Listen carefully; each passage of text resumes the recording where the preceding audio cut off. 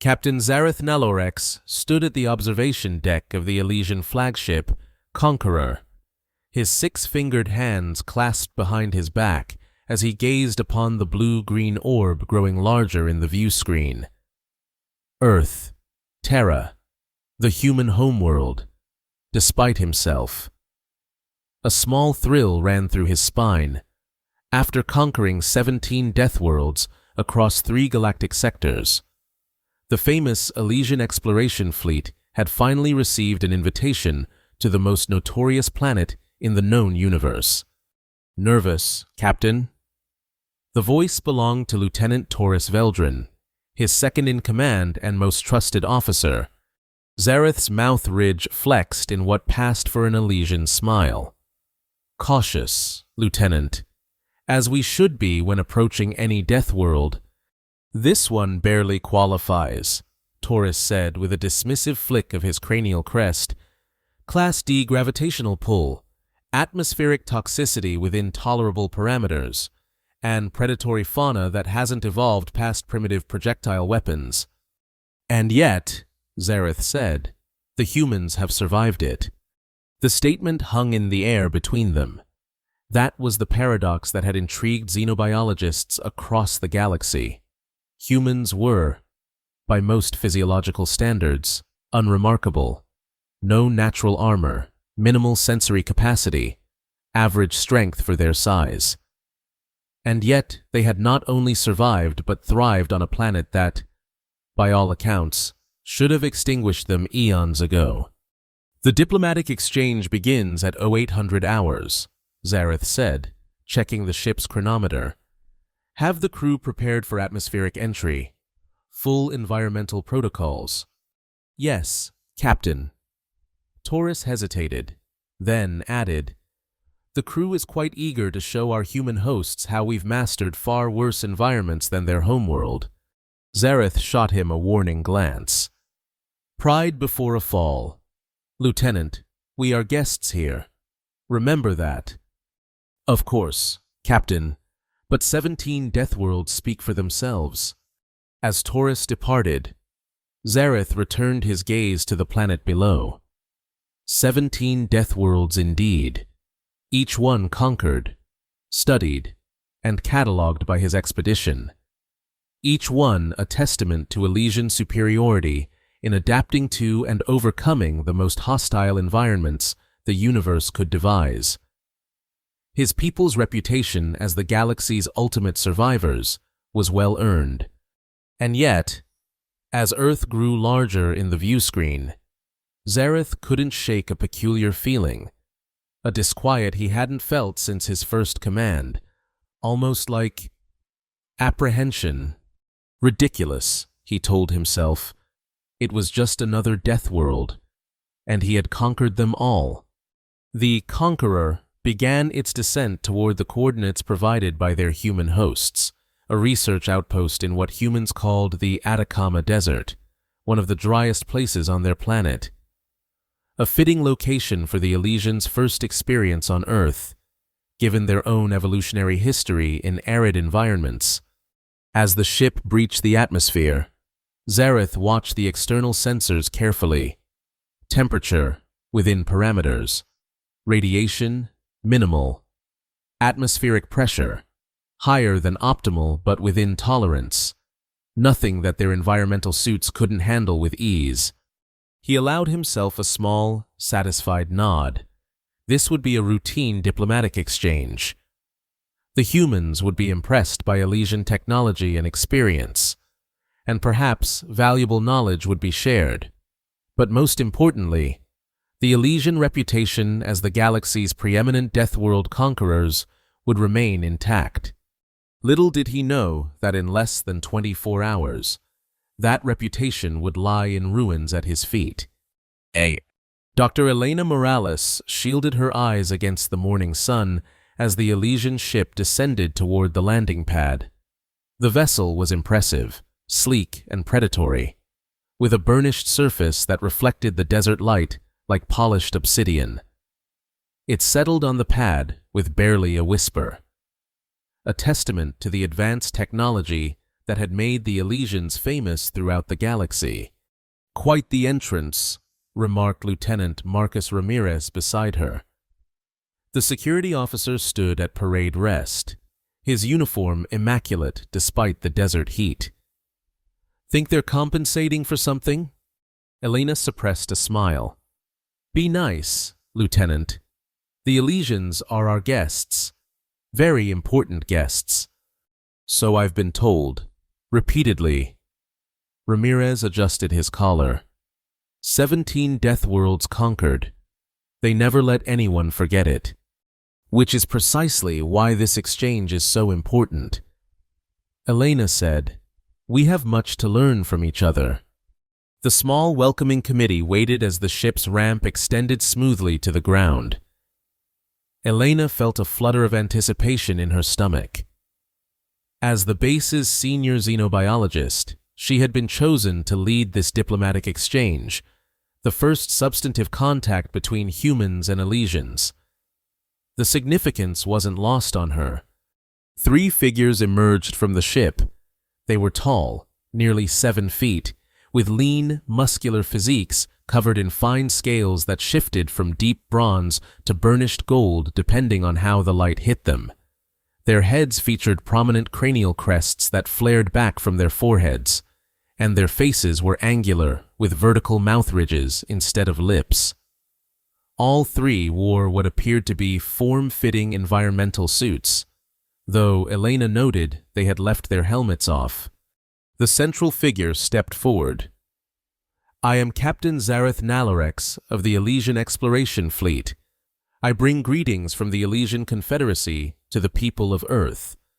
Elena stepped forward and gave a small bow. "Welcome to Earth, Captain Nalarex. I am Dr. Elena Morales, xenobiologist and director of this research outpost. This is Lieutenant Marcus Ramirez, our security officer." Zareth inclined his head slightly. "A pleasure. Dr. Morales, Lieutenant Ramirez. May I present Lieutenant Taurus Veldrin, my second-in-command, and Science Officer Krell Naxos." The formalities continued for several minutes as the rest of the Elysian delegation disembarked, 12 crew members in total, each moving with the fluid grace that characterized their species. Elena noticed how they surveyed their surroundings with what seemed like casual interest, but which she recognized as careful assessment. They were cataloging potential threats, escape routes, resources, the habits of seasoned survivors. "We have prepared quarters for your crew," Elena said once the introductions were complete. "And a tour of our facility is scheduled for this afternoon, if that meets with your approval." "That would be acceptable," Zareth replied. His voice was melodious but formal. "We are eager to learn more about your research here." "Excellent. If you'll follow me, I'll show you to your accommodations." As they walked toward the main complex, Elena couldn't help but notice the Elysians' reactions to the desert environment. They seemed unimpressed. Lieutenant Taurus in particular kept exchanging glances with his companions, occasionally making a sound that Elena's translator rendered as a dismissive snort. "Your outpost is quite primitive," Taurus remarked as they approached the main building. "Though I suppose it serves its purpose adequately." Elena felt a flash of irritation, but kept her expression neutral. "We prefer to think of it as functional. Our research focuses on sustainable technologies for extreme environments. Sometimes simpler solutions are more effective." "An interesting philosophy," Zareth said diplomatically, "though perhaps limited in its applications." "Perhaps." Elena agreed with a smile that didn't quite reach her eyes. "But we've found it works quite well for us here on Earth." They reached the entrance to the main complex, a sprawling single-story structure built partially underground to take advantage of the Earth's natural insulation. Solar panels covered the visible roof sections, and a series of wind turbines spun lazily in the distance. "Your power generation seems quite rudimentary," commented Science Officer Naxos, his head tilted in what Elena interpreted as curiosity. You rely solely on passive collection methods? For day-to-day operations, yes, Elena explained. Though we have backup fusion generators for emergencies, we try to minimize our environmental footprint. Admirable, Zareth said, though Elena detected a note of condescension in his voice. The Elysian philosophy differs somewhat. We believe in mastering our environment rather than accommodating it. Different approaches for different species. Elena replied smoothly. That's what makes diplomatic exchanges like this so valuable. We all have something to learn. She led them into the complex, where the temperature dropped noticeably. The interior was functional but comfortable, with wide corridors and high ceilings designed to create a sense of space despite being partially underground. These will be your quarters, Elena said, gesturing to a section of the complex that had been prepared for the Elysian delegation. We've adjusted the environmental controls to match the specifications your advance team provided. If anything isn't to your liking, please let us know. Zareth nodded appreciatively. Thank you. Dr. Morales, your hospitality is noted and appreciated. I'll leave you to settle in. The tour is scheduled for 1400 hours. Lieutenant Ramirez or one of his team will come to escort you. As Elena turned to leave, she heard Taurus mutter something to his companions that her translator didn't catch, but the dismissive tone was unmistakable. She straightened her shoulders and walked away. The Elysians' reputation for arrogance, it seemed, was well-deserved. But they were guests, she reminded herself, important guests whose knowledge could benefit humanity greatly. She would tolerate their condescension for the sake of the mission. Still, as she made her way back to her office, she couldn't help but wish that the Elysians would experience firsthand why Earth had earned its reputation as one of the most challenging Deathworlds in the galaxy. Sometimes, she reflected with a grim smile, you should be careful what you wish for. At precisely 1400 hours, Lieutenant Ramirez arrived to escort the Elysian delegation for their tour of the research facility. Zareth noticed that the human security officer moved with a disciplined precision that spoke of military training. Interesting, he thought. Even their scientists required military protection on their own world. Captain Nalorex, Ramirez said with a crisp nod. Dr. Morales is waiting in the main laboratory. If you and your team will follow me? Of course, Lieutenant, Zareth replied. He gestured to Taurus and the other 5 crew members he had selected for this initial tour. The rest would remain aboard the Conqueror or in their quarters, analyzing the data they were already collecting about Earth. As they followed Ramirez through the corridors of the human facility, Zareth observed the construction with a professional eye. Simple but effective. The humans had clearly adapted their building techniques to the harsh desert environment, using thick walls and underground construction to maintain temperature control, not unlike the ancient dwelling places of Elysians before they had developed environmental manipulation technology. They entered a large chamber filled with equipment that Zareth recognized as various scientific instruments, though noticeably less advanced than their Elysian equivalents. Dr. Morales stood beside a holographic display showing what appeared to be weather patterns. Ah, Captain, she said, looking up with a smile. Welcome to our primary research laboratory. This is where we conduct most of our climate studies. Climate studies? Zareth inquired politely, though he struggled to see the value in studying something as basic as weather patterns. Yes, the Atacama Desert is one of the driest places on Earth, receiving less than a centimeter of rainfall annually in some regions. We study how life adapts to such extreme conditions, and how we might apply those adaptations to other environments. Fascinating, Zareth said, though in truth he found it rather pedestrian. Elysian science had long since moved beyond simple adaptation studies to active environmental manipulation.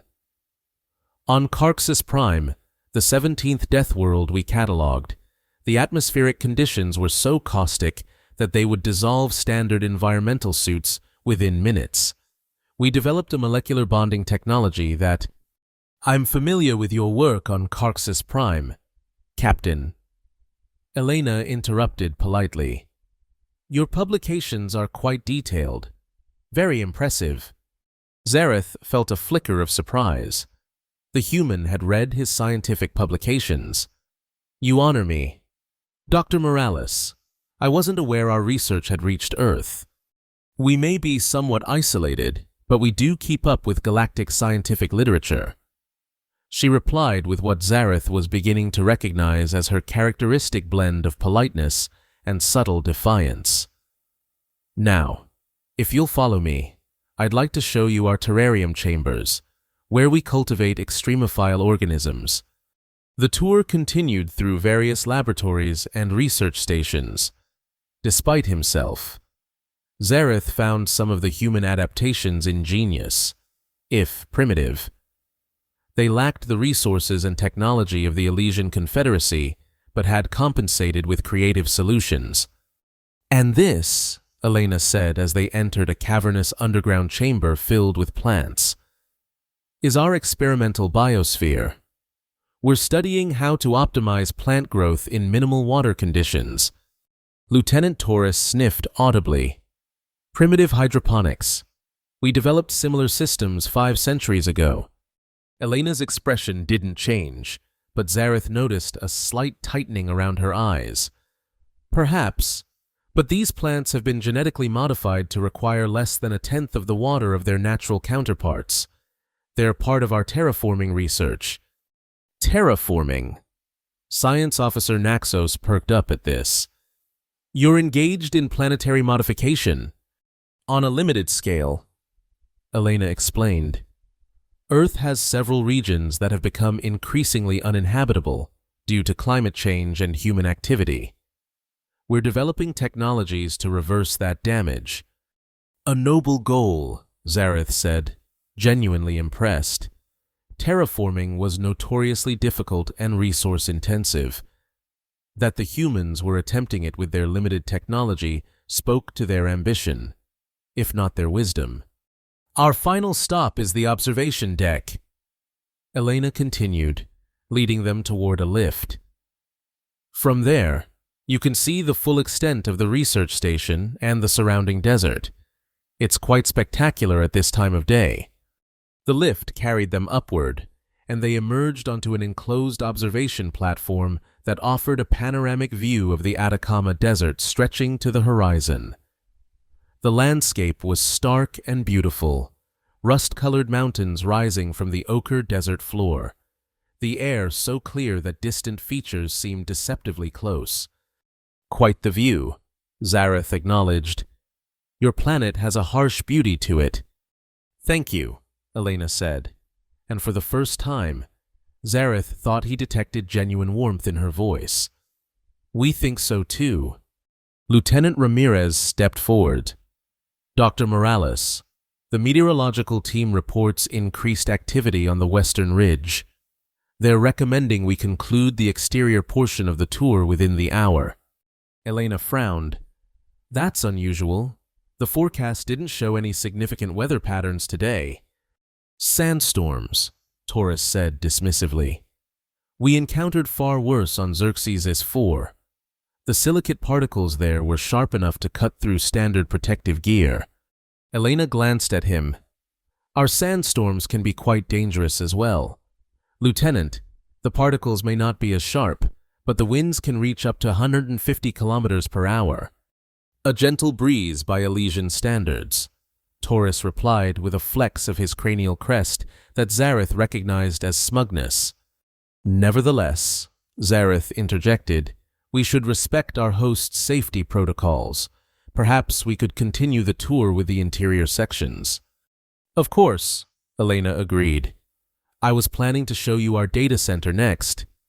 As they turned to leave the observation deck, Zareth paused. his attention caught by a strange visual distortion on the horizon. "Dr. Morales, what is that?" Elena followed his gaze, and her expression changed to one of concern. "That shouldn't be there. Lieutenant Ramirez, contact the meteorological team immediately." Ramirez was already speaking into his communicator, his expression growing increasingly grim. "Doctor, they're reporting anomalous readings.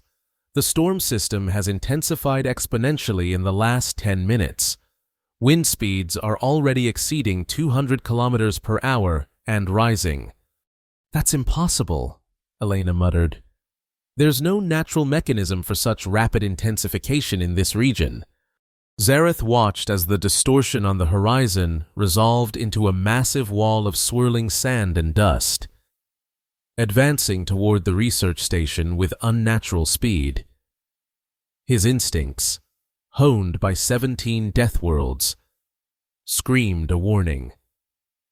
"Dr. Morales, I suggest we return to the lower levels immediately." Elena nodded, her professional composure momentarily slipping to reveal genuine alarm.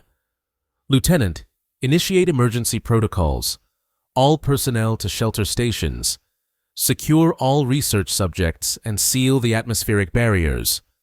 As Ramirez began issuing orders through his communicator, the observation deck trembled slightly. The distant roar of the approaching storm became audible even through the reinforced transparent panels. "Captain," Torres said, his voice tight, "our ship's sensors are reporting extreme electromagnetic interference. The crew is requesting instruction." Zareth made a quick decision. "Tell them to initiate full lockdown protocols.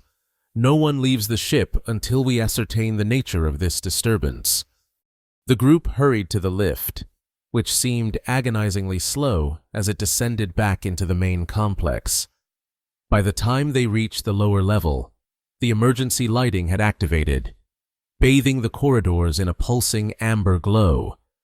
"This way," Elena directed, leading them toward what appeared to be a reinforced section of the complex. "Our central shelter is designed to withstand the worst conditions the desert can produce." As they moved through the corridors, Zareth noticed human personnel rushing to secure equipment and seal doors. Their movements were practiced and efficient, clearly. They had drilled for such emergencies. Despite the primitive nature of their technology, their emergency protocols appeared sound. They had just reached the central shelter when a tremendous impact shook the entire complex. The lights flickered, and for a moment, darkness engulfed them. "Backup power engaging," came a computerized voice, and the lights returned, dimmer but stable. What was that?" Zareth demanded, his calm facade cracking slightly.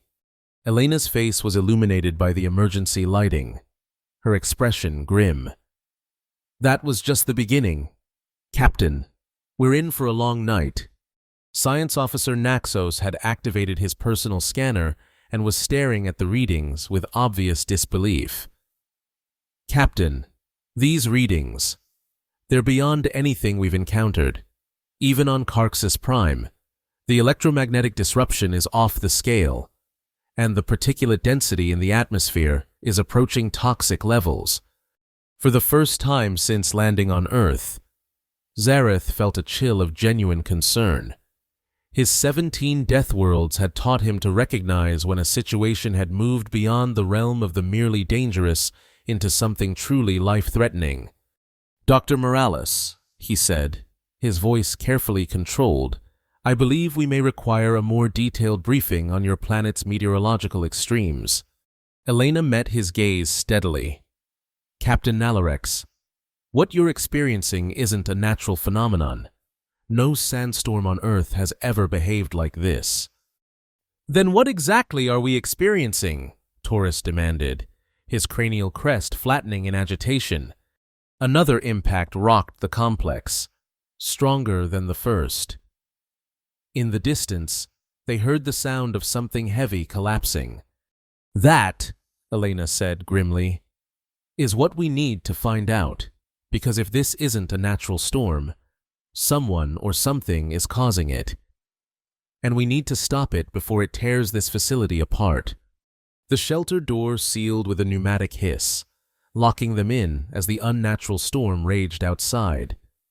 17 Deathworlds had not prepared the Elysians for this. And as the walls around them shuddered under the storm's assault, Zareth realized that the human's reputation might be more well-earned than he had initially believed. Elena watched the Elysians with a mixture of concern and grim satisfaction. Captain Zareth maintained his composure, but his crew was visibly shaken. Lieutenant Taurus in particular seemed agitated, his cranial crest flattening and extending in what Elena recognized as a stress response. "Our sensors are completely overwhelmed," Science Officer Naxos reported, his long fingers dancing over his personal scanner. "The electromagnetic interference is unlike anything in our database." "What could cause such a disturbance?"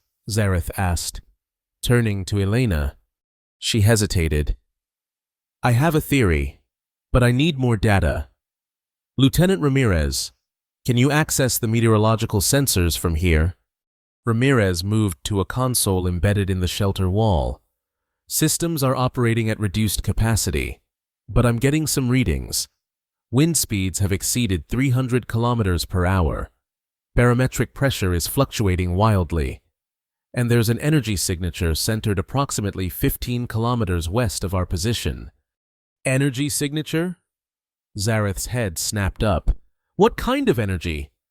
"Unknown," Ramirez replied, "but it's powerful and appears to be the epicenter of the storm." Elena's expression hardened. "I was afraid of that.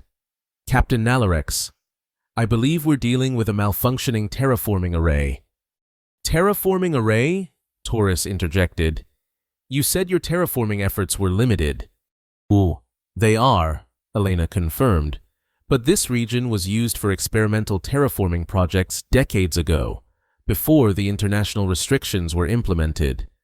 There were rumors of abandoned installations, but nothing was ever officially documented." "You're saying," Zareth clarified, "that human technology from your past is creating this unnatural storm?" "It's the most logical explanation," Elena said.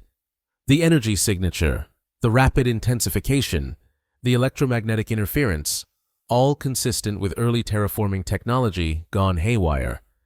The shelter shuddered as another powerful gust slammed into the complex.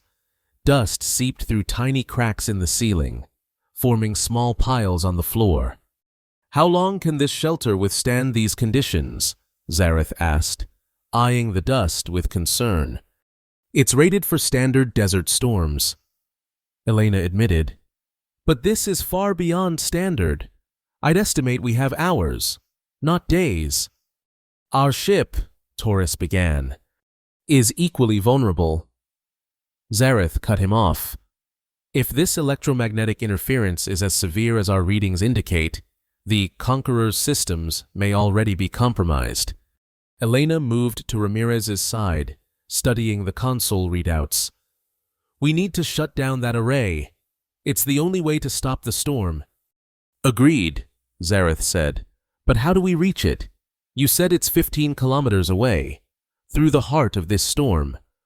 "We have reinforced ground vehicles," Ramirez offered. "Designed for desert exploration. They might withstand the conditions long enough to reach the location." "And if we find this array," Taurus asked skeptically, "how do we deactivate it? We know nothing of primitive human terraforming technology." Elena straightened, meeting his gaze directly. "That's why I'll be going. I've studied early terraforming systems as part of my research." "Absolutely not," Ramirez objected immediately. "Dr. Morales, as head of security, I cannot allow you to put yourself at risk. I'll lead a team to the location, and you can guide us remotely." "That won't work," Elena countered. "The electromagnetic interference would block remote communication, and you wouldn't recognize the control systems even if you found them. I need to go." Then I will accompany you, Zareth stated firmly. When Taurus began to protest, he held up a hand.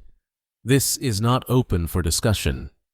Lieutenant, as commander of this expedition, it is my responsibility to assist our hosts in resolving this crisis. Elena studied him for a moment, then nodded. Thank you. Captain, Lieutenant Ramirez, we'll need the heavy exploration vehicle and emergency supplies. I'm coming as well, Taurus insisted. No, Zareth said. You will remain here and coordinate with our ship. If we fail to return, you will need to implement emergency extraction protocols for our crew. The conversation was interrupted by a loud crack from above. A fissure had appeared in the shelter ceiling, and sand was now pouring through in a steady stream. We need to move, Ramirez said urgently. This shelter is compromising. We'll relocate to the secondary shelter while preparing the expedition. They quickly gathered their essential equipment and moved through a connecting corridor to another reinforced room deeper within the complex. This one was smaller but appeared more robust, with thick walls and fewer entry points. The vehicle bay is 2 levels down, Ramirez explained as they settled in. I'll gather a team and prepare the transport. I'll need environmental suits for Captain Nalarex and myself. Elena added, and I need to access the historical archives for any information on terraforming installations in this region. As Ramirez left to make preparations, Elena turned to find Zareth watching her intently. Dr. Morales, he said quietly, I must ask, how confident are you that this is indeed a terraforming array? The technology required to generate weather patterns of this magnitude is beyond what I would have expected from Earth's historical capabilities. Elena hesitated. To be honest, Captain, I'm not entirely confident. The energy readings are consistent with terraforming technology, but the scale is unprecedented. Either we're dealing with a system far more advanced than anything officially documented, or something else entirely. Zareth finished for her. Yes, but either way, we need to investigate that energy signature. It's our only lead. Zareth nodded slowly. My people have a saying, unknown dangers require known companions. It seems we are to be companions in this endeavor. Dr. Morales. It seems so. Elena agreed. And Captain, you might want to prepare yourself. If this is indeed human technology from our past, it may challenge your perceptions of our capabilities. After witnessing this storm, Zareth replied with a gesture toward the ceiling, where the sound of raging winds was still audible. My perceptions are already being challenged. An hour later, they were ready to depart. The exploration vehicle was a massive, 6-wheeled behemoth with reinforced plating and specialized filtration systems. It looked primitive compared to Elysian transport technology, but Elena knew its rugged design was perfectly suited to the harsh desert conditions, even if those conditions were now being amplified to unprecedented levels. The vehicle is equipped with ground-penetrating radar and environmental sensors, Ramirez explained as they prepared to board. Battery power should last approximately 10 hours, and the oxygen recycling system is rated for 3 days. We've loaded emergency rations and medical supplies. Thank you, Lieutenant, Elena said, checking the seals on her environmental suit. Remember, if we don't return within 12 hours, implement the facility evacuation plan. Get everyone to the secondary location. Understood, Ramirez said grimly. But I expect to see you back here before then. Elena managed a smile. Count on it. She and Zareth boarded the vehicle, sealing the heavy door behind them. The interior was utilitarian but well designed, with shock-absorbing seats and reinforced viewports. Elena took the driver's position while Zareth settled into the passenger seat. Ready, Captain? she asked as she initiated the startup sequence. Zareth secured his harness. Proceed. Doctor. The vehicle's electric motors hummed to life, and the exterior airlock began to cycle. As the outer doors opened, they got their first direct view of the storm. It was like looking into the maw of some primordial beast.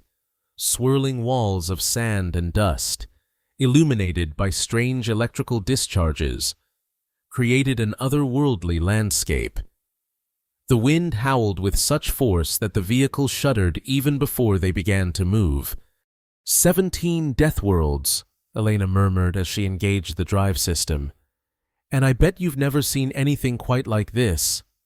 Zareth's expression was unreadable, but his voice was quiet as he responded. No, Dr. Morales, I have not. The vehicle lurched forward into the maelstrom, and their journey into the heart of Earth's fury began.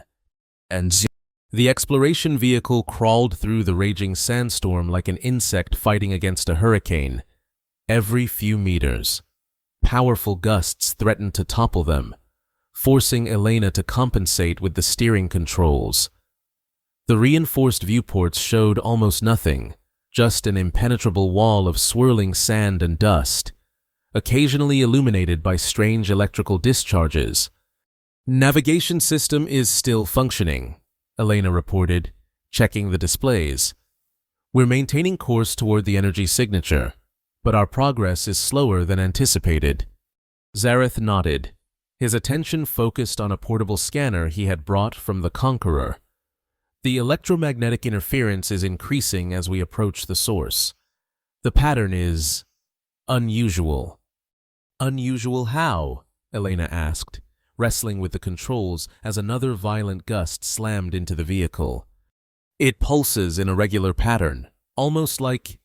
Zareth paused, adjusting something on his scanner. Almost like a heartbeat. Elena frowned. That doesn't make sense.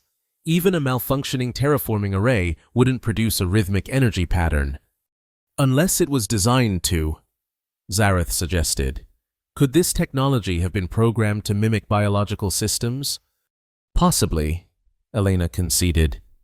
Early terraforming theory explored biomimetic approaches, systems that imitated natural processes. But those were largely theoretical. I've never heard of a functioning biomimetic array actually being built. The vehicle shuddered violently as something large, possibly a rock or debris, struck the exterior plating. The impact sent them skidding sideways before Elena could regain control. Structural integrity at 92%, she reported after checking the diagnostics. That was close. Dr. Morales, Zareth said suddenly, his voice tense. I'm detecting multiple energy signatures now, smaller than the main source, but similar in composition. They appear to be moving. Moving? Elena glanced at his scanner. That's impossible. Terraforming equipment doesn't move independently. And yet, Zareth replied, showing her the display. These energy signatures are definitely in motion, and they appear to be converging on our position. Elena felt a chill that had nothing to do with the vehicle's environmental systems. How far to the main array? Approximately 7 kilometers, but these smaller signatures will intercept us before we reach it. Elena made a quick decision. We need to change course. There's a ridge to the north that might provide some shelter. We can reassess from there. She altered their direction, fighting against the storm to navigate toward the ridge visible on their topographical display. The vehicle's powerful motors strained against the howling wind, progress slowing to a crawl. 3 minutes to intercept, Zareth reported, his voice remarkably calm. Whatever these energy signatures are, they're moving with purpose.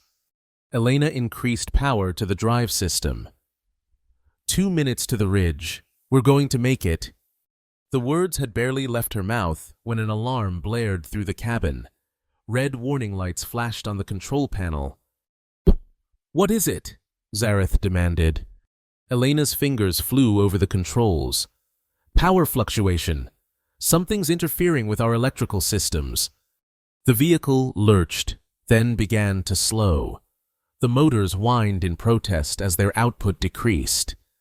The energy signatures, Zareth said, watching his scanner. They're affecting our power systems somehow. Switching to auxiliary power, Elena announced, flipping a series of switches.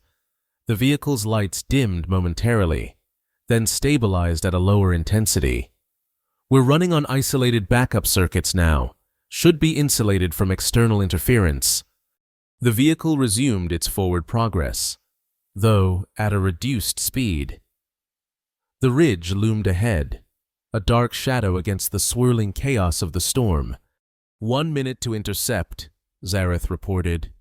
Elena pushed the vehicle to its limits, the frame shuddering under the strain. Almost there. They reached the base of the ridge with seconds to spare. Elena maneuvered the vehicle into the lee of a massive rock formation, where the wind's intensity decreased noticeably.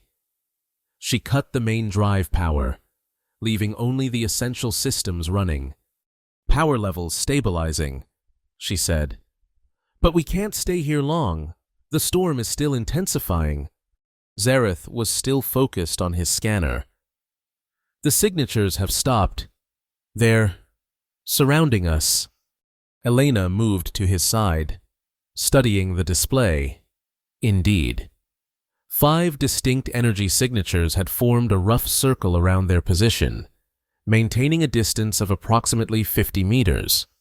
What are they waiting for? She murmured.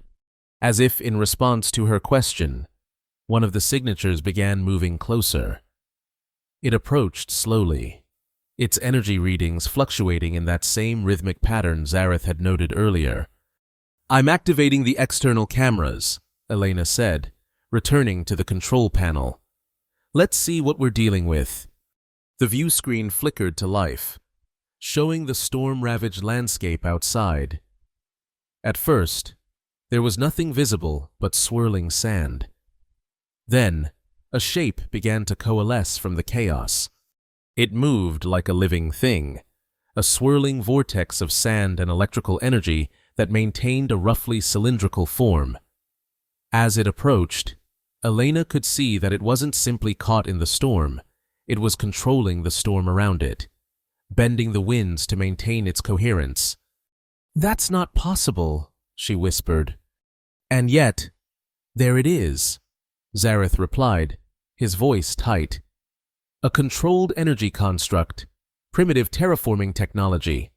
Dr. Morales? Elena shook her head, momentarily at a loss for words. Nothing in our historical records suggests this level of atmospheric control. This is beyond anything I've ever seen.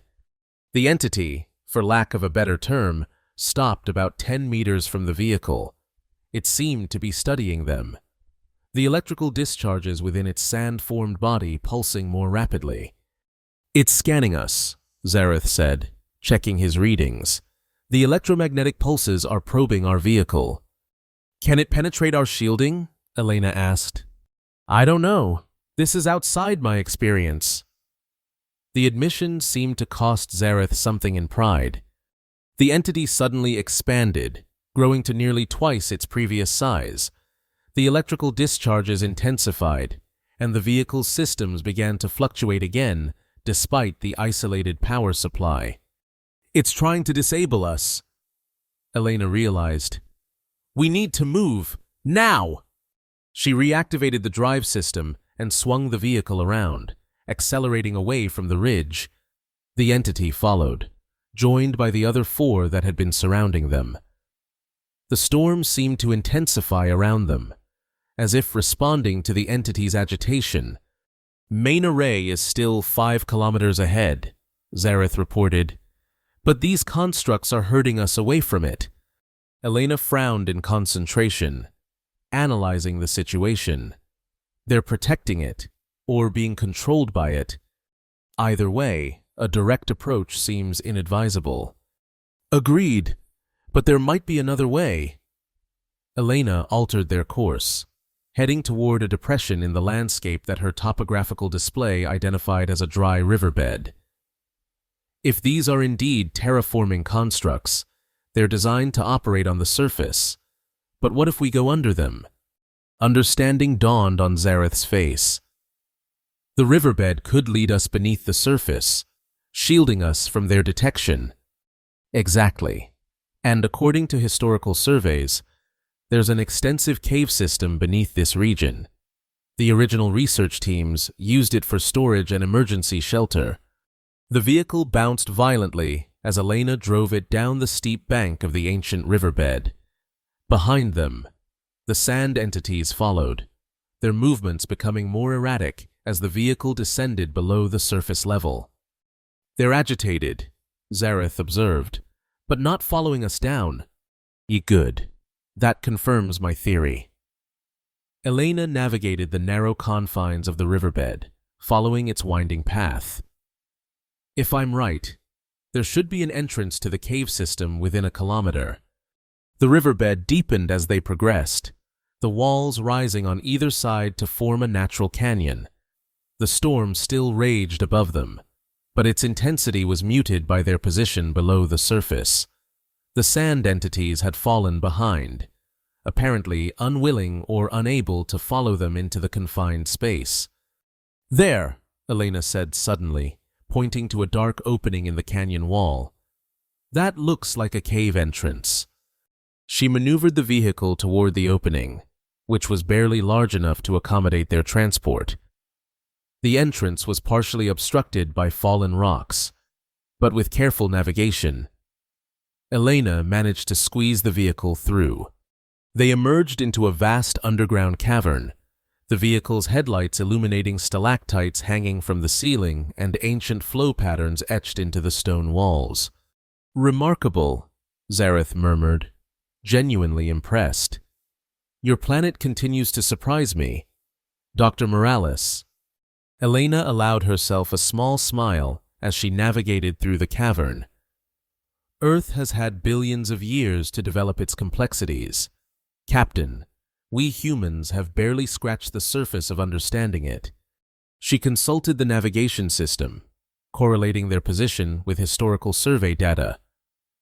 "If I'm right, this cave system extends for several kilometers in all directions, and there should be an access point that will bring us up almost directly beneath the energy signature. Assuming these caves haven't collapsed in the intervening years," Zareth pointed out. "True, but it's our best option."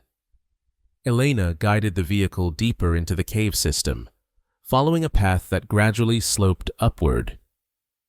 The original terraforming experiments would have required substantial infrastructure. Underground facilities would have been essential for power generation and control systems. Which means, Zareth concluded, that what we're detecting on the surface may only be a small part of the installation. Exactly. The array itself is likely just the visible component of a much larger system. They continued through the caves for nearly an hour, navigating by a combination of the vehicle's sensors and Elena's interpretation of the historical survey data. The cave system was extensive and complex, with numerous branches and chambers. Occasionally, they encountered evidence of human presence, abandoned equipment, structural reinforcements, even power conduits embedded in the rock walls. "Your people were thorough," Zareth commented as they passed a series of ancient floodlights still mounted to the cave walls. "The terraforming experiments were well funded." Elena explained. "Before the international restrictions, there was a race to develop viable technology. Different nations and corporations established research outposts all over the world's most extreme environments, and then abandoned them when the restrictions were implemented." Elena nodded grimly. Politics and public opinion changed. Fears about unintended consequences led to a global moratorium on large-scale terraforming. Many installations were decommissioned, but some were simply forgotten. "A dangerous oversight," Zareth observed. "Yes, one we're now paying for." The cave passage began to narrow, forcing Elena to reduce their speed. The ceiling descended until it was barely a meter above the vehicle's roof. The headlights revealed a tight squeeze ahead. "We may need to continue on foot soon," Elena warned. "The vehicle won't fit through much narrower passages." As if to punctuate her statement, a low rumble echoed through the caves. Dust and small rocks showered down from the ceiling. "The storm is affecting the cave stability," Zareth said, checking his scanner. "And we're almost directly beneath the main energy signature now." Another, stronger tremor shook the passage. A sizable rock dislodged from the ceiling, striking the vehicle's roof with a loud impact. "We need to hurry," Elena said, pushing the vehicle as fast as she dared through the constricted passage. "If these caves collapse, we'll be trapped." The passage suddenly widened into another large chamber.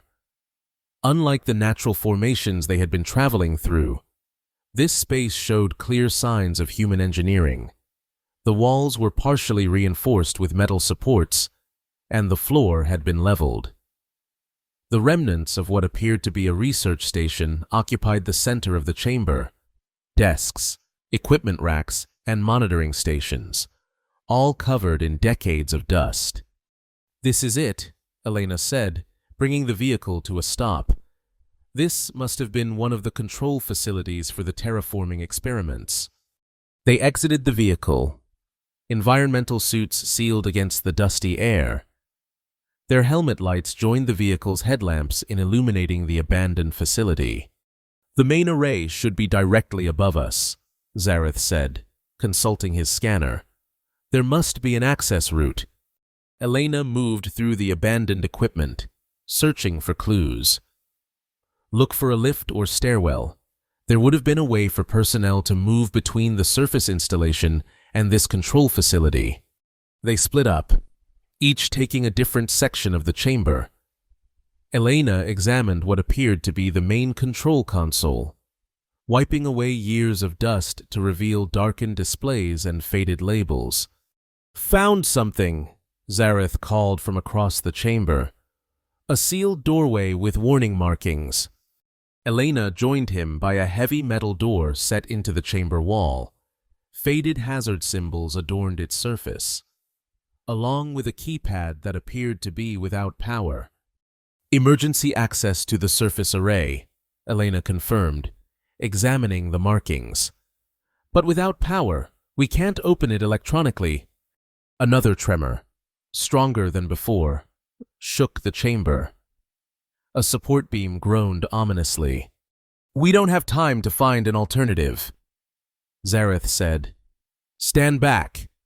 He removed a device from his belt, a compact cylinder that Elena didn't recognize. He placed it against the door's locking mechanism and activated it. There was a high-pitched whine, then a flash of blue light. The lock mechanism sparked and smoked. Then the heavy door swung open with a reluctant groan. "Elysian technology has its uses," Zareth said in response to Elena's surprised expression. Beyond the door lay a narrow stairwell that spiraled upward, emergency lighting strips embedded in the walls providing minimal illumination. Another tremor sent dust cascading down the stairs. "Ah, the storm is getting worse," Elena said, starting up the stairs. "We need to reach the control array and shut it down before the entire cave system collapses." They ascended quickly, the stairwell seeming to go on forever as it wound its way toward the surface. The tremors became more frequent, and several times they had to pause as debris rained down from above. Finally, they reached another sealed door at the top of the stairs. This one had a manual override, which Elena activated after some effort. The door slid open, revealing a large chamber filled with machinery that hummed with ominous energy. "Ah, the array control room," Elena breathed, taking in the sight. The chamber was dominated by a massive central column that pulsed with blue-white energy. electrical discharges arcing between it and surrounding equipment. The walls were lined with control panels, some dark and lifeless, others glowing with activity.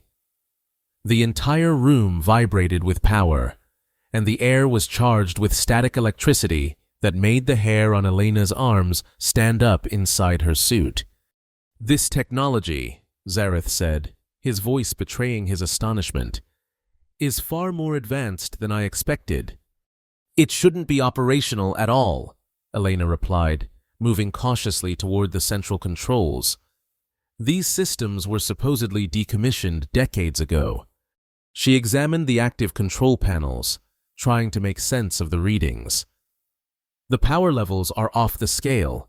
The array is drawing energy from somewhere, but I can't identify the source." Zareth joined her, his scientific training allowing him to interpret some of the displays despite their alien design. The system appears to be in some kind of automated defense mode. It's detecting what it perceives as threats and responding accordingly. "The sandstorm," Elena realized. "It's not a malfunction. The system is deliberately creating the storm as a defense mechanism."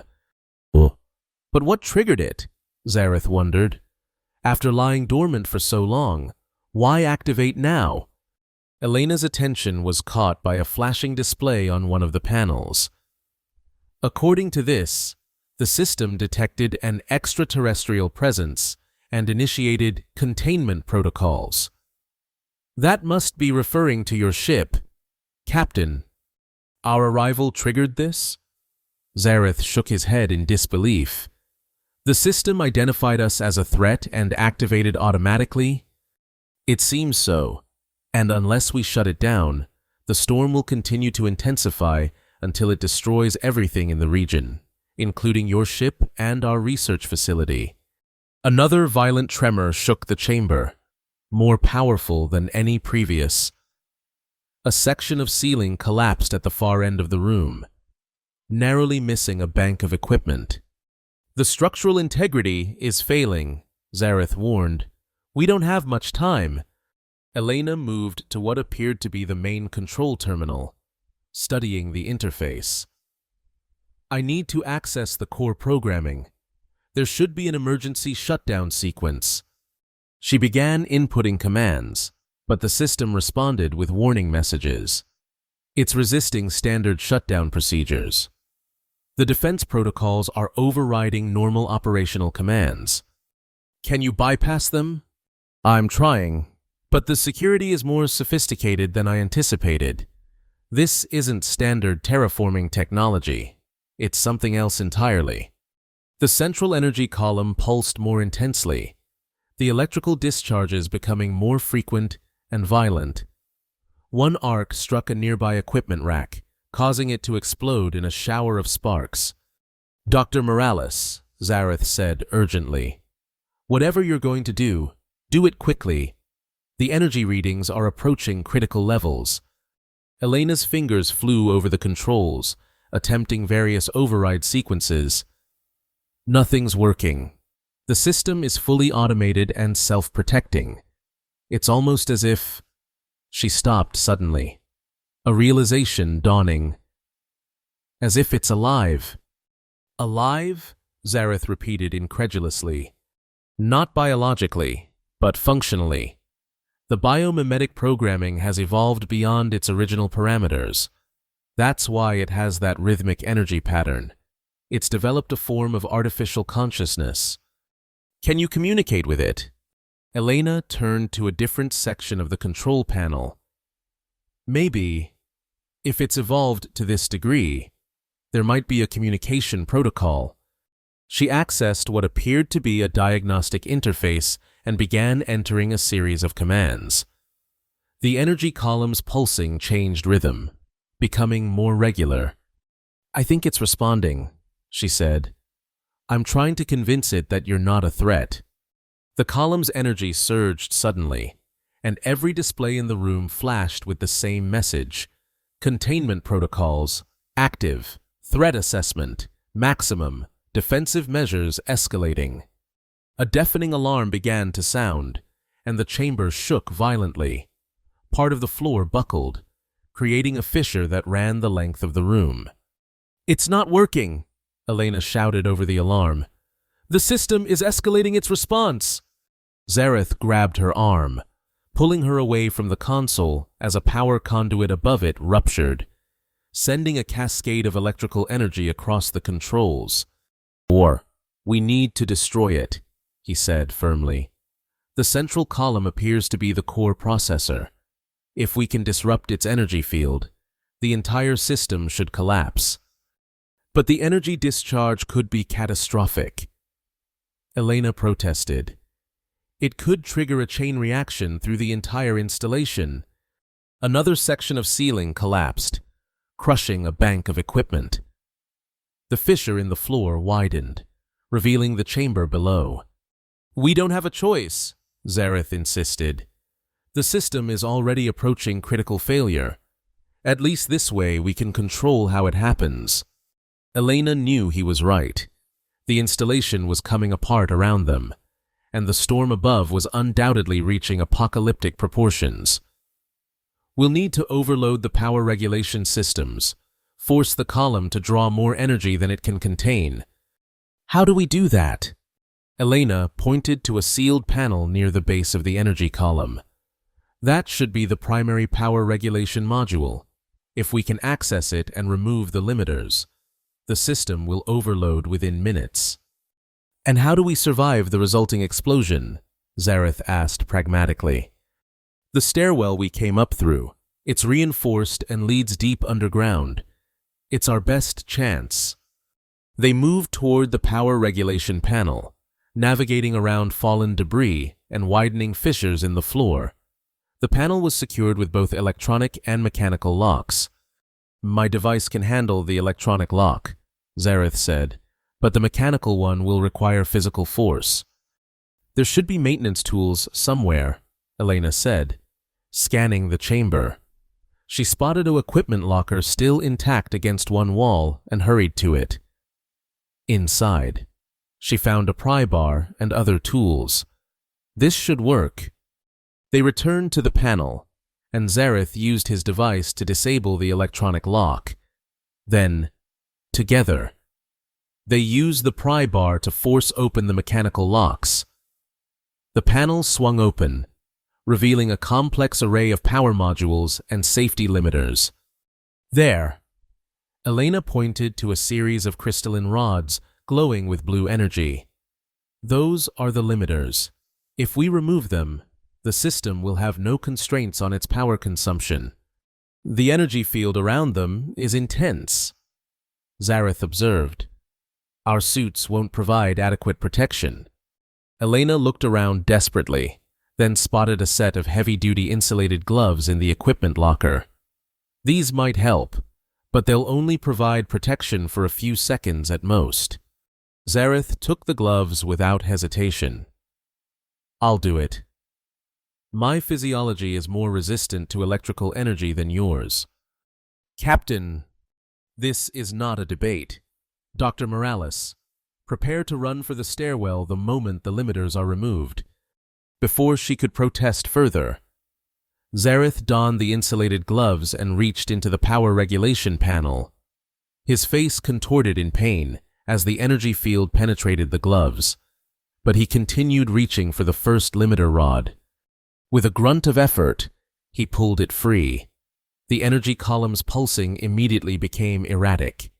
He reached for the second rod, his movements now hampered by pain. "Hurry, Captain!" Elena urged as another violent tremor shook the chamber. Zareth removed the second limiter, then the third. By the fourth, the gloves were smoking, and Elena could smell burning flesh even through their environmental suits. Still, he persisted, removing all 6 limiter rods.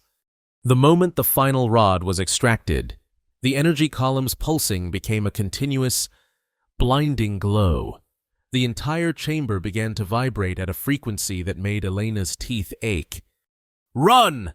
Zareth shouted. Staggering away from the panel, they sprinted for the stairwell door, dodging falling debris and leaping over widening fissures. The energy column behind them was now a pillar of pure white light, the sound of its overload rising to a deafening screech. They reached the stairwell just as the first explosion rocked the chamber.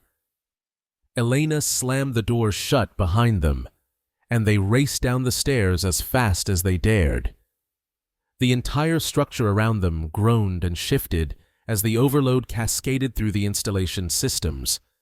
They had descended perhaps halfway when a massive shockwave hit, strong enough to knock them both off their feet. The stairs beneath them buckled, and for a heart-stopping moment, Elena thought they would collapse entirely, but the reinforced structure held, though barely. "Keep moving," Zareth urged, helping her to her feet. They continued their descent, the stairwell now filling with dust and smoke. Above them, the sound of collapsing machinery echoed down the shaft. The tremors continued, but gradually began to lessen in intensity. Finally, they reached the bottom and burst into the underground chamber where they had left their vehicle. Parts of the ceiling had collapsed, but the vehicle itself appeared undamaged. "We need to get clear of the installation," Elena said, climbing into the driver's seat. The entire cave system could still collapse. Zareth joined her, his right hand and arm clearly injured from the energy exposure despite the protection of his suit. The shortest route back to the surface? Elena activated the vehicle's systems, relieved when they responded normally. "The way we came in, it's our only option." She maneuvered the vehicle through the partially collapsed chamber and back into the narrow passage they had followed earlier. Progress was slower now, as they had to navigate around fallen rocks and buckled sections of cave floor. But the tremors had indeed subsided, suggesting that the overload had been contained to the installation itself. "The storm," Zareth said suddenly, checking his scanner with his uninjured hand.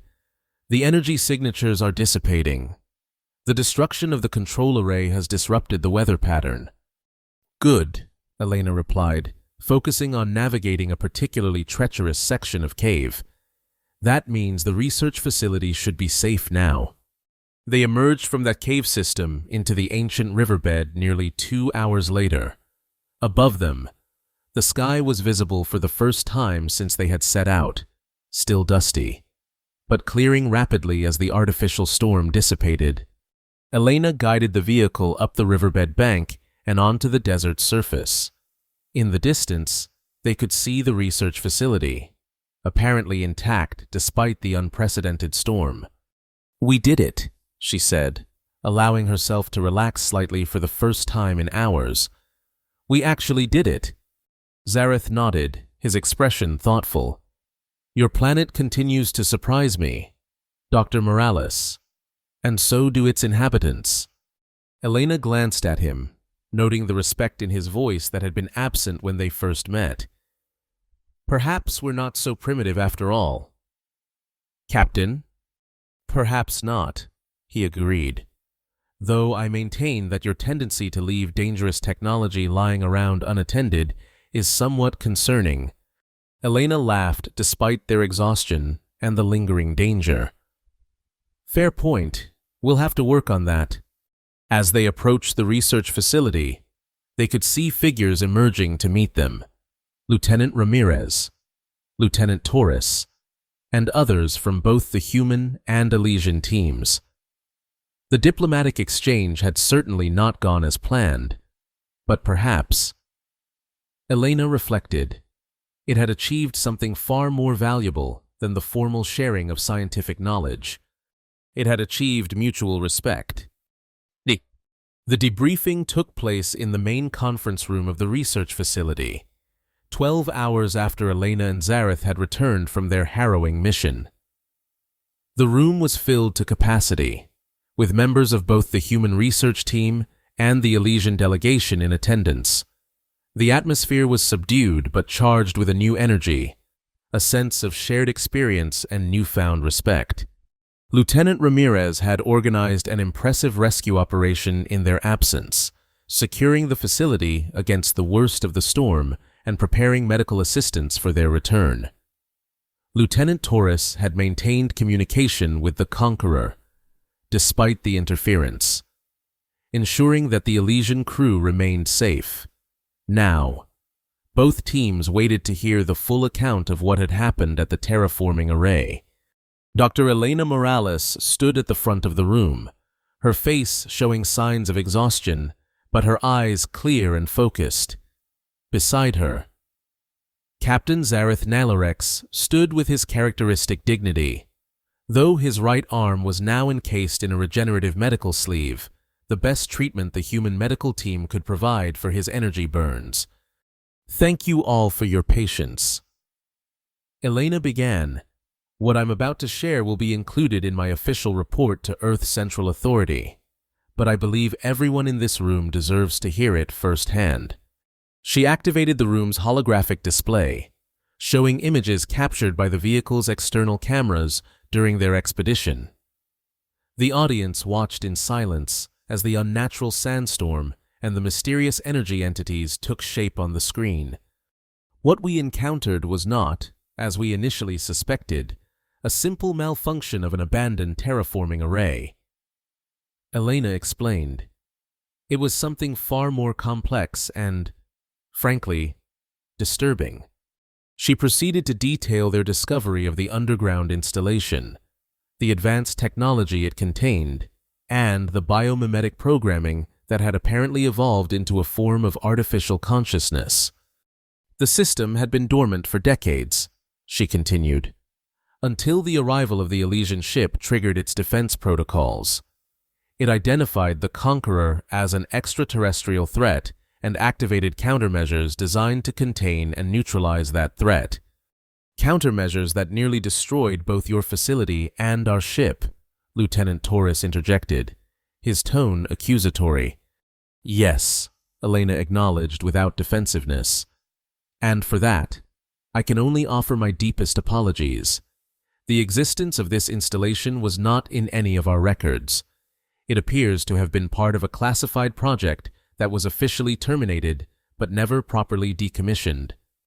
The technology we observed, Zareth added, addressing his own crew, was far more advanced than what we would expect from Earth's historical capabilities. The biomimetic programming, in particular, showed signs of self-modification beyond its original parameters.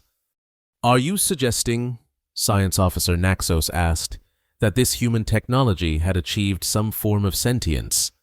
Not sentience as we understand it. Elena clarified, but a complex adaptive system that had evolved beyond its programmed limitations. It had developed the ability to create and control those energy constructs we encountered, essentially, weaponized weather phenomena. And you destroyed it? Asked one of the human researchers. We had no choice. Zareth replied. The system was escalating its defensive measures exponentially. Had we not intervened, the storm would have continued to intensify until it destroyed everything within a 100-kilometer radius, possibly more. Elena brought up new images on the display, recordings taken after their return, showing the desert landscape where the installation had been. A massive sinkhole had formed, nearly a kilometer in diameter, marking where the underground facility had collapsed in on itself. The good news, she continued, is that the destruction appears to have been contained. Preliminary scans show no radiation or other hazardous emissions from the site. The bad news is that we may never know the full extent of what was being developed there, or whether similar installations exist elsewhere. A concerning thought, Zareth commented. If your people created technology of this sophistication in your past, what else might be lying dormant, waiting to be triggered? The question hung in the air, uncomfortable in its implications. Elena had been wrestling with the same thought since their return. That, she said finally, is a question that will need to be addressed at the highest levels of Earth Central Authority. I've already recommended a comprehensive survey of all former experimental sites from that era. Lieutenant Ramirez spoke up from his position near the door. The ECA has confirmed receipt of your preliminary report. Dr. Morales. They're dispatching a containment and investigation team that should arrive within 48 hours. Thank you, Lieutenant. Elena turned back to the assembled group. In the meantime, I believe we all have something to reflect on.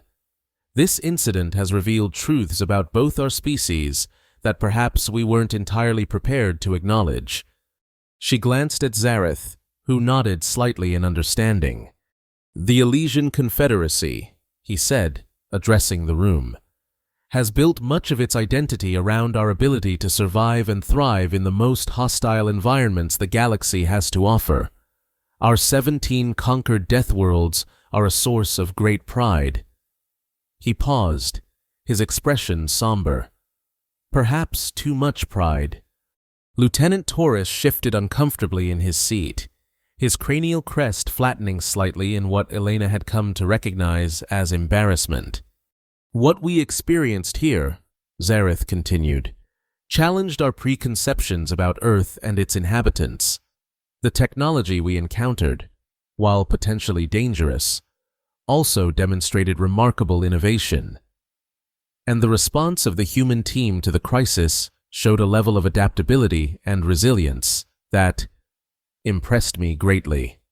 Elena felt a surge of unexpected emotion at this admission from the previously condescending Elysian captain. Likewise, she responded, we humans have perhaps been too quick to dismiss the achievements of other species, or to underestimate the dangers our own past might present. This incident has been humbling for all of us. I think. Murmurs of agreement came from both human and Elysian members of the audience. So where do we go from here? Asked one of the human researchers. Zareth and Elena exchanged a glance before Zareth answered. The official diplomatic exchange will continue. Of course, he said. But perhaps with a modified agenda. I propose that we establish a joint research initiative focused specifically on the ethical development and decommissioning of terraforming technology. An excellent suggestion. Elena agreed. Both our species have experience with environmental manipulation technology, but clearly, we both have lessons to learn about its potential long-term consequences. I would like to volunteer to lead the Elysian contribution to this initiative, Lieutenant Taurus said unexpectedly, rising from his seat. All eyes turned to him in surprise, none more so than Zareth's. Lieutenant? Zareth inquired, his tone suggesting he wanted clarification of this sudden change in attitude. Taurus stood straighter, his cranial crest extending in determination. Captain, when you and Dr. Morales were missing in the storm, I found myself working closely with Lieutenant Ramirez and the human security team. Their methods are different from ours, but effective. I believe I have insights that would be valuable to a joint initiative. A moment of silence followed this admission before Zareth nodded. Very well, Lieutenant. I will endorse your recommendation to the Confederacy Council, and I will support it with Earth Central Authority. Elena added, in fact, I think this is exactly the kind of collaborative approach we need. The meeting continued for another hour, with both teams sharing observations and beginning to formulate plans for the joint research initiative. The tension that had characterized their initial interactions had been replaced by something else, not quite friendship yet, but a mutual respect born of shared danger and cooperation. As the meeting drew to a close, Elena approached Zareth, who had moved to the conference room's viewport to gaze out at the desert landscape, now returning to its natural state as the last traces of the artificial storm dissipated. Credit for your thoughts, Captain, she asked, standing beside him. Zareth's mouth ridge flexed in that subtle Elysian smile. I was reflecting on something we say in the exploration fleet. The measure of a species is not in the worlds they conquer, but in how they respond when those worlds fight back. And how did we measure up? Elena asked, genuinely curious. Better than I expected. Zareth admitted, though perhaps I should not have been surprised. After all, you evolved on this death world. It has shaped your species just as our worlds have shaped mine. Elena considered this. Perhaps that's the most valuable insight from all of this. Different evolutionary paths, different approaches to survival. But ultimately, we're all shaped by the challenges we face. Indeed, Zareth turned to face her directly. When I accepted this diplomatic assignment, I anticipated adding Earth to our catalog of conquered death worlds, another entry in the Elysian record of triumph over hostile environments. And now? Now, he said thoughtfully, I find myself wondering if perhaps the term conquered has been misapplied all along. One does not conquer a world. At best, one learns to survive it, to understand it, and sometimes to respect it. A philosophical shift, Elena observed. One long overdue, perhaps. Zareth extended his uninjured hand in what he had learned was a human gesture of agreement. I look forward to our continued collaboration. Dr. Morales, I suspect both our species have much more to learn from each other. Elena took his hand, noting the strange texture of his scaled skin against hers. Different, but not unpleasantly so. As do I. Captain Nalarex. As do I. Outside, the desert sun beat down on the research facility with its accustomed intensity. The sand that had been whipped into such fury now lay peaceful once more, concealing whatever secrets might still lie beneath its surface. For now, at least.